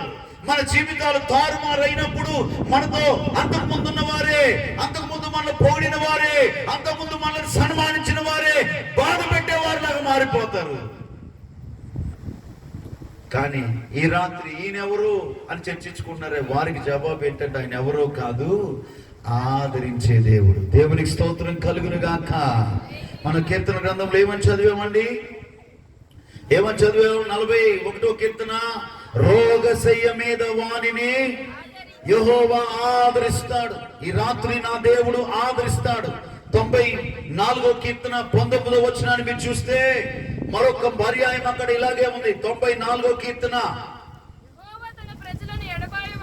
94వ కీర్తన 19వ వచనం, నా అంతరంగమందు విచారములు హెచ్చుగా నీ గొప్ప ఆదరణ, నీ గొప్ప ఆదరణ నాకు నెమ్మది కలుగ చేసింది. దేవునికి స్తోత్రం కలుగునుగాక.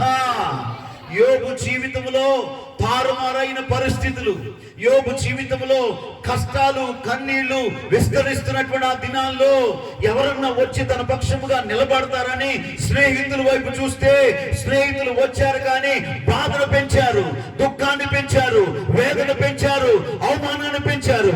అందుకే దావీదు అంటున్నారు, నా జీవితంలో హెచ్చయిపోయినటువంటి బాధలు ఒకదాని తర్వాత ఒకటి, ఒకదాని తర్వాత ఒకటి నా జీవితంలో కోలుకోలేని దెబ్బలు తీస్తున్నప్పుడు మనుషులు ఎవరు నా పక్షంగా నిలబడలేని ఆ వేళ, ఆ సమయంలో దేవుడే నన్ను గొప్పగా ఆదరించాడని చెప్తున్నాడు. హల్లెలూయా, హల్లెలూయా. ఆదరిస్తాడు. మనుషుల్లాగా నీకు జరుగుబాటు ఉన్నప్పుడే ఆయన నీతో ఉండరు. మనుషుల్లాగా నీవు ఏలికగా ఉన్నప్పుడే ఆయన నీతో ఉండేవాడు కాదు.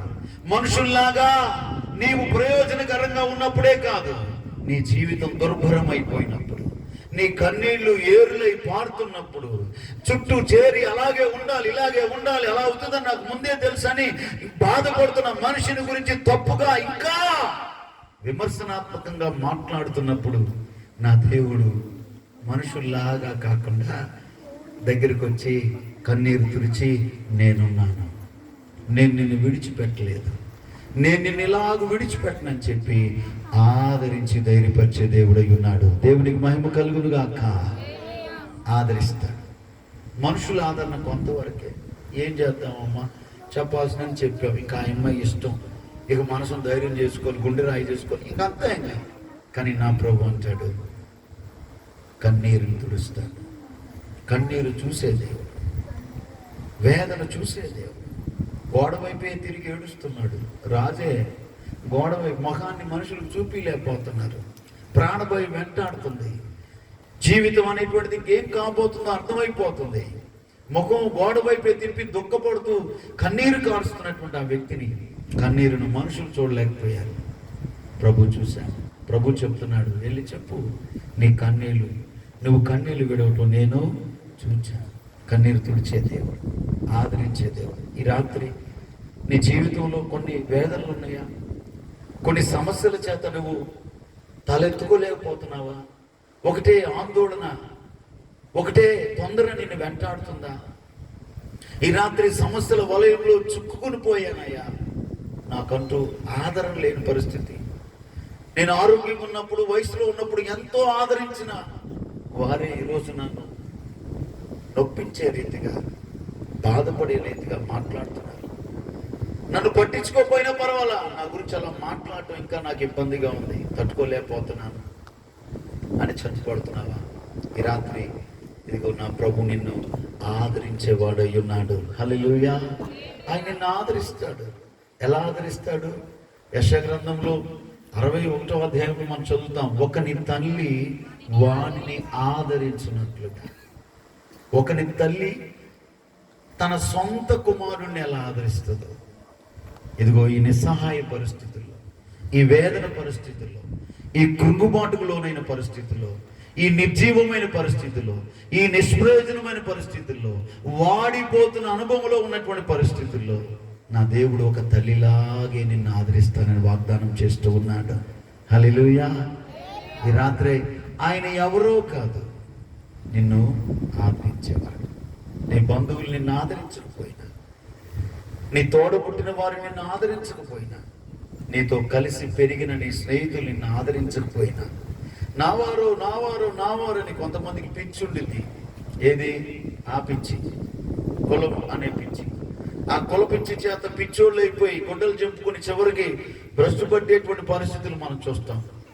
ఒకప్పుడు కులం అని చెప్పిన వాడు ఆదరించిన పరిస్థితుల్లో దేవుడే ఆదరణ. ఈ రాత్రి ఆయన నిన్ను తప్పక ఆదరిస్తాడు. కాబట్టి ఆదరణ. నా జీవితంలో ఎక్కువైపోయిన ఈ బాధలు, ఈ బాధల్లో ఎవరు నాతో నిలబడలేకపోయారు, కానీ దేవుడు ఆదరించి నన్ను ధైర్యపరిచారని చెప్తున్నాడు. దేవునికి స్తోత్రం కలుగును గాక. మరొక మాటను మనం చదువుకుందాం. ఎవరైనా బైబిల్ చదువుదాం. తీయండి చివరి మాట చదువుకుందాం. నేను ఇంకా చాలా చెప్పొచ్చు, కానీ నేను ఇక్కడ ఆగిపోయేదానికి ప్రయత్నం చేస్తూ ఉన్నాను. దేవుని వాక్యంలో నుంచి ఒక్క మాట మనం చదువుకుందాం. ఎవరైనా ఆదికాండము 19వ అధ్యాయము 19వ వచనం.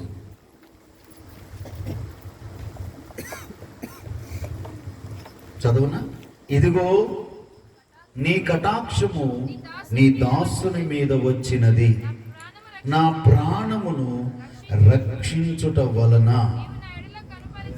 నీవు నా ఎడల కనుపరిచిన నీ కృపను కనపరుస్తుంది. చాలా ఇక్కడ ఒక వ్యక్తి తన ఓన్ ఎక్స్పీరియన్స్ తో చెప్తున్నాడు, అయ్యా నీవు నా ప్రాణాన్ని రక్షించావు. దేవునికి స్తోత్రం. హల్లెలూయా. ఎవరైనా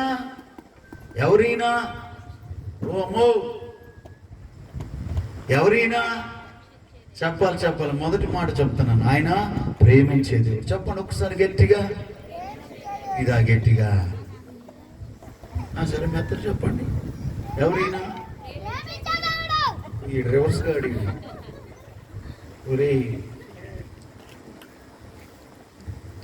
ఎవరు ఈయనంటే ప్రేమించేదేవు, ఎవరు ఈయనంటే కనికరించేవాడు, ఎవరు ఈయనంటే ఆదరించేవాడు. ఒక్కసారి టకటక మొదటి నుంచి చెప్తాం. ఎవరైనా కనికరించేవాడు. రెండో చెప్పండి, మొదట్లో నాకుపోతారు మీరు. ప్రేమించే దేవుడు, కనికరించే దేవుడు, ఆదరించే దేవుడు. అందరం కలిసి ఒకసారి చెప్తాం. 1 2 3.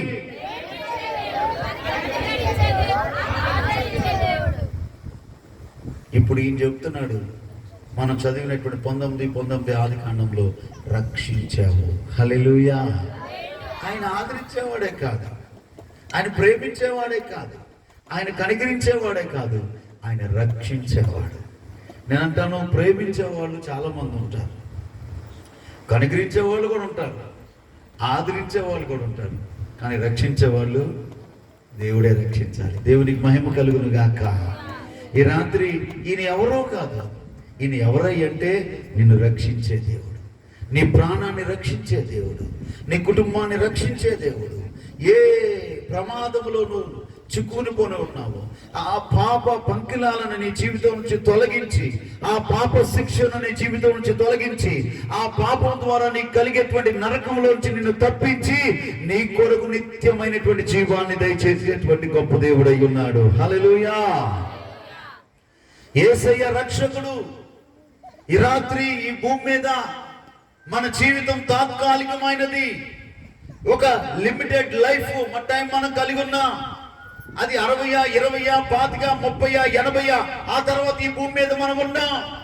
మన పితరులు చనిపోయారు, వారి పితరులు చనిపోయారు, మనం కూడా చనిపోతాం. ఈ రాత్రి మనము ఈ భూమి మీద జీవించే ఈ తాత్కాలిక జీవితం ద్వారా ఏదో ఈ భూమి మీద అలా చేద్దాం, ఇలా చేద్దాం, అనుభవించేద్దాం అని అనుకుంటే ఇబ్బందులు పాలవుతాం. ఈ దేహాన్ని విడిచిన తర్వాత శ్రేష్టమైనటువంటి స్థలానికి మనం వెళ్ళాలి, పరలోకానికి వెళ్ళాలి, మోక్షానికి మనం చేరాలి, నిత్యమైనటువంటి రాజ్యములో మనం ప్రవేశించాలి. కాబట్టి రాత్రి నా దేవుని ప్రియులరా, యేసు ఎవరో అని వారు అనుకుంటున్నారు. ఈ రాత్రి ఆయన ఎవరు అంటే ఆయన నిన్ను నన్ను రక్షించేవాడే. హల్లెలూయా. ఆయన చెప్తున్నాడు, నశించిన దానిని వెతికి రక్షించేవాడని. ఈ రాత్రి పాపము చేత అనేక మంది పట్టబడుతున్నాడు. కొంతమందిని వ్యభిచారం నష్టం చేస్తుంది, తాగుడు నష్టం చేస్తుంది, దొంగతనాలు నష్టం చేస్తున్నాయి, అనేక రకాలైన దుర్మార్గము నష్టం చేస్తుంది. ఈరోజు జీవితాన్ని అతలాకుతలం చేస్తూ భూమి మీద ఒక ముద్ర వేస్తుంది. రోజు తాగుతున్నావా, ఊరోళ్ళందరూ అంటాడు తాగుబోతుడురా, వేరే వేరే సంబంధాలు తిరుగుబోతురా, అన్యాయస్తుడురా, దుర్మార్గుడురా, లోకం మనకు ఒక ముద్ర వేస్తుంది. ఈ రాత్రి నా దేవుడు నిన్ను ఆ స్థితిలోంచి రక్షించి యుగయుగాలు నువ్వు ఆయనతో ఉండేటువంటి భాగ్యాన్ని ఇవ్వటానికే పరలోక మహిమను విడిచి భూలోకానికి రిక్తునిగా దిగి వచ్చాడు. హల్లెలూయా. ఆయన నిన్ను రక్షించేవాడు. నిన్ను రక్షించడానికే నరరూపధారిగా ఈ భూమి మీదకి దిగి వచ్చాడు. నిన్ను నన్ను రక్షించడం కోసమే సిలువలో తన ప్రాణాన్ని బలిదానముగా అర్పించాడు. ఈ రాత్రి ఆయన ద్వారా నువ్వు ఆదరణ పొందుకుంటావు. ఈ రాత్రి ఆయన కనికరాన్ని నువ్వు పొందుకుంటావు. ఈ రాత్రి నువ్వు ఆయన ప్రేమను పొందుకుంటావు. దానికి మించి ఇదిగో నరకము నుండి నువ్వు రక్షించబడతావు. ఈ సభల యొక్క ముఖ్య ఉద్దేశం ఏంటంటే నువ్వు రక్షించబడతాం. ఈ సభల యొక్క ముఖ్య ఉద్దేశం ఏంటంటే నువ్వు దేవునితో సహవాసాన్ని ఏర్పరచుకోవటం. ఈ సభల ముఖ్య ఉద్దేశం ఏంటంటే నువ్వు నీ పాపముల నుంచి పవిత్రపరచబడి ఒక పరిశుద్ధ జీవితాన్ని జీవించడమే. అందుకేనండి ఈ సభలో నండ్రి రాజుకి వాళ్ళ నాయనకి డబ్బులు ఎక్కువై కాదు, డబ్బులు లేని సేవ. ఎవరో ఒకళ్ళు ఏదో అయ్యే లైట్లు ఇస్తావా, ఈరోజు మీటింగ్ జరుగుతుంది, అయ్యే మైకులు ఇస్తావా, ఈరోజు మీటింగ్ జరుగుతుంది. వాళ్ళని వీళ్ళని సిగ్గుపడకుండా అడిగి ఇక్కడ ఎందుకు మీటింగ్ పెట్టారంటే మీ జీవితాలు రక్షించబడాలి, మీ కుటుంబాలు రక్షించబడాలి, దేవునితో మీరు ఐక్యపరచబడాలి. ఈ రాత్రి యేసయ్య నిన్ను ప్రేమిస్తున్నాడు, నిన్ను కనికరిస్తున్నాడు, నిన్ను ఆదరిస్తున్నాడు. అదే సమయంలో నిన్ను రక్షించాలని ఇష్టపడుతున్నాడు. నువ్వు రక్షణ పొందటానికి ఇష్టపడతావా? నువ్వు రక్షణ పొందటానికి సిద్ధపడతావా? రక్షించబడాలంటే ఏమో చేయాల్సిన అవసరం. యేసయ్య దగ్గర మన పాపాలను మనం ఒప్పుకుంటే చాలు. ఆయన నీతిమంతుడు. ఆయన రక్తం ప్రతి పాపము నుంచి మనల్ని కడిగి పవిత్రులుగా చేస్తుంది. ఏముంది ఈ జీవితం చెప్పండి. మీలో చాలా మంది కంటే వయసులో చిన్నప్పుడు యేసయ్యని నేను నమ్ముకున్నాను. నేను 15 సంవత్సరంలో యేసయ్యని నమ్ముకున్నాను. విచ్చలవిడిగా పరిగెత్తాల్సిన యవనాన్ని యేసయ్య జీవితంలో యేసయ్య చేతిలో పెట్టి, ప్రభా నేను నీ కొరకు బ్రతుకుతానన్నాను. ఈ రోజు వరకు నేను దేవుని అడుగుజాడలు నడుస్తున్నందువల్ల ఎంతో ఆరోగ్యంగా ఉన్నాను, ఎంతో దీవెనగా ఉన్నాను, ఎంతో సమాధానంగా ఉన్నాను, ఎంతో సంతోషంగా ఉన్నాను, ఎంతో ఘనతను కూడా నా జీవితంలో నేను పొందుకుంటున్నాను. ఒక యేసు నా జీవితంలోకి రావటం వల్ల ఎన్నో దీవెనలు నేను పొందుకోగలిగాను. ఎంతో మందికి మాదిరిగా నేను బ్రతకగలుగుతున్నాను. ఈ రాత్రి ఆ యేసయ్య నీలోకి రావాలనుకుంటున్నాడు. ఈ రాత్రి ఆ యేసయ్య నిన్ను రక్షించాలనుకుంటున్నాడు. ఎంతో కష్టపడుతున్నావు. ఏమవుతుంది నీ కష్టార్జితం? ఎంతో శ్రమ పడుతున్నావు. ఏమైంది ఆ శ్రమ? ఎదిగావా? అభివృద్ధి అయ్యావా? సమకూడిందా? నువ్వు నీ జీవితంలో శాంతి ఉందా? నీ జీవితంలో సమాధానం ఉందా? నిత్యం గొడవలు, పోరాటాలు, విలువలేని బ్రతుకైపోతుంది. అనేక మంది ఏం బ్రతుకులు రయ్యని చెడ్డగా కుటుంబాల గురించి మాట్లాడుకుంటున్నారు. ఈ రాత్రి ఆ చెడ్డ పేరు నీ కుటుంబం మీద నుంచి తొలగిపోవాలి అంటే యేసు రక్తం ద్వారా నువ్వు కడగబడాలి. యేసయ్యని నీ స్వరక్షకుడిగా అంగీకరించాలి. ఆయన్ని నువ్వు విశ్వసిస్తే, ఆయన్ని నువ్వు నీ హృదయంలోకి ఆహ్వానిస్తే, ఈ రాత్రి నీ హృదయంలోని ప్రవేశించి నీలో ఉన్న చీకటి తొలగించి నీ జీవితాన్ని వెలుగుగా మారుస్తాడు. నీ జీవితానికి ఆశీర్వాదంగా ఆయన ఉంటాడు. నీ జీవితానికి ఆయన తోడుగా ఉంటాడు. నిన్ను అనేకులు అనుసరించే ఒక మార్గదర్శకుడుగా ఆయన మారుస్తాడు. ఈ దేహాన్ని విడిచిపెడితే యుగయుగాలుండే పరలోక రాజ్యంలో స్థలమిస్తాడు. తలలు వంచండి, ప్రార్థన చేసుకుందాం. ఈ రాత్రి ఒక మాట ప్రార్థన చేసుకోనండి. యేసయ్య నిన్ను ప్రేమిస్తూ ఉన్నాడు. యేసయ్య నిన్ను ప్రేమిస్తున్నాడు. మనుషులు నిన్ను ప్రేమించకపోతున్నారని బాధపడదు. నా సొంత వారే నన్ను ప్రేమించట్లేదు అని నువ్వు దిగులు పడదు. యేసయ్య నిన్ను ప్రేమిస్తున్నాడు. నీ బలహీనతను బట్టో, నీ ఆర్థిక ఇబ్బందులు బట్టో మనుషులు తృణీకరిస్తున్నారేమో. యేసు నిన్ను తృణీకరించట్లా. యేసయ్య నిన్ను అలాగే ప్రేమిస్తున్నాడు. స్తోత్రం. అలాగే ప్రార్థనలో ఉందాం. స్తోత్రం. హల్లెలూయా. విన్న వాక్యమును బట్టి ప్రతి ఒక్కరూ ఆయన ఎవరో అనేటువంటి ప్రతి ఒక్కరికి ఈ రాత్రి సమయంలో ఆయన ప్రేమించువాడు, కనికరించువాడు, ఆదరించువాడు, రక్షించువాడని మన దాసు నిలబెట్టి మనందరితో ప్రభు మాట్లాడినందుకు మనందరం కొద్దిసేపు వ్యక్తిగతంగా మన జీవితంలో పరీక్ష చేసుకుందాం. హల్లెలూయా. స్తోత్రం.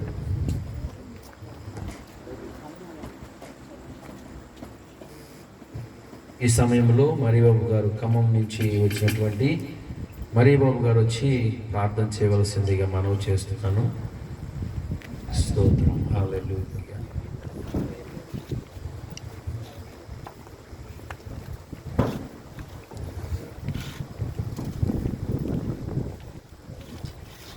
ప్రార్థన చేసుకుందాం. ఈ రాత్రి తన అవసరాలను నిలవబెట్టుకొని చేరి వచ్చిన మనందరితో మాట్లాడిన ప్రతి మాటను బట్టి ఈయన ఎవరు